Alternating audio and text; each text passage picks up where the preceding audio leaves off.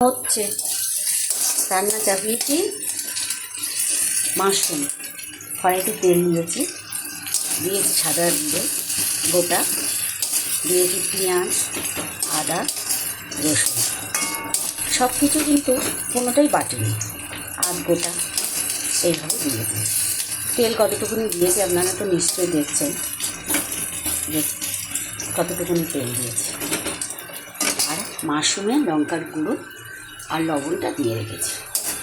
মাশরুমটা কিন্তু সুন্দর করে সিদ্ধ করে নিয়েছি। আজকে মাশরুম রান্নার কোনো দরকারই ছিল না, কিন্তু যেহেতু এত দিন ধরে মাশরুম কেনা হচ্ছে, সেটা খাওয়া হচ্ছে আপনার অনেক দিন হয়ে গেছে, তাই আজকে টাটকাই রান্নাটা করে দেখি কেমন।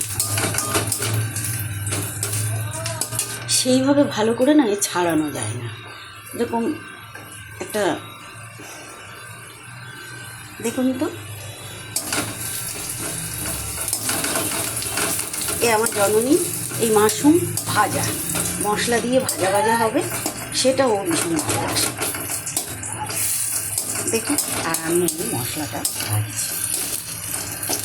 আসলে যে রান্না করে তার সবসময় লক্ষ্য থাকে যে ফ্যামিলির কে কোনটা ভালোবাসে, তার জন্য সেই জিনিসটাকে কিন্তু আমরা একটু সবাই আমার জননী কোনটা ভালোবাসে সবাই আমরা জানি, সেটাই করার চেষ্টা করি।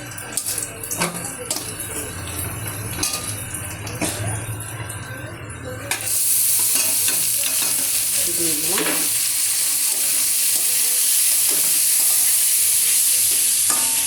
এবারে দেখুন গ্যাসটা সিম করে দিয়েছি, দিয়ে দিলাম একটু হলুদ। এক হাতে ফোন তো, তাই কৌটো খোলার হাত নেই, ওই জন্য প্যাকেটটাই বেশি ব্যবহার করি।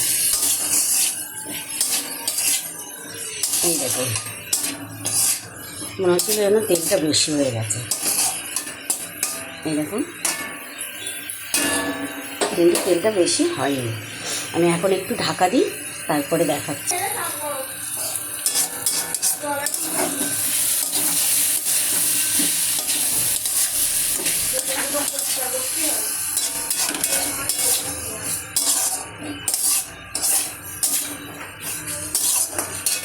এই দেখুন মাশরুম হয়েছে।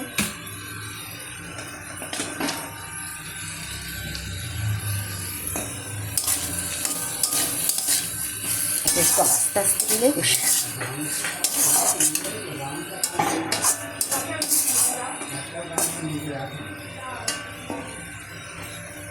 দেখুন, এই দেখুন মাশরুমটা নামানোর মতো হয়ে গেছে। এবারে এতে একটু শাহি গরম মশলা, বেশি না, বেশি দিলে টিকটিক লাগবে, অল্প পরিমাণ।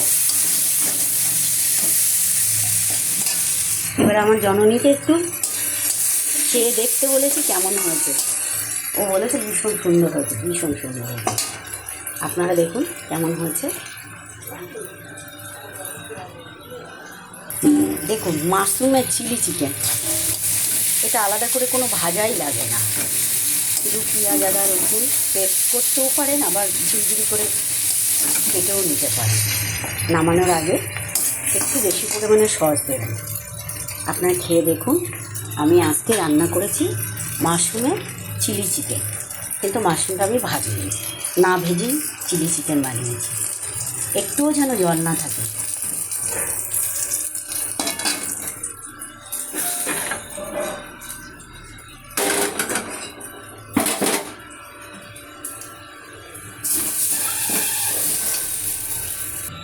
মাশরুমের চিলি চিকেন বেশি তেল মশলা কিছুই লাগবে না, কিন্তু খেয়ে দেখবেন কি দারুণ খেতে হয়েছে। এর ওপরে একটু ধনেপাতা বিছিয়ে দেবেন। ধনেপাতাটা আমার ফ্রিজে রয়েছে বলে আমি আনতে পারছি না, পড়ে আছে। দারুণ খেতে, দারুণ, খুব সুন্দর। আমি একটু মোটা করে পেঁয়াজ দিয়েছি, দেখতে পাচ্ছেন, মোটা মোটা করে পেঁয়াজ আদা রসুন সব বাটিনি, কিছু সব কুড়ে দিয়েছি, আর রসুনগুলো থেতো করে নিয়ে দিয়েছি। খেয়ে দেখে বলুন যে মাশরুমের চিলি চিকেন কেমন খেতে হয়েছে।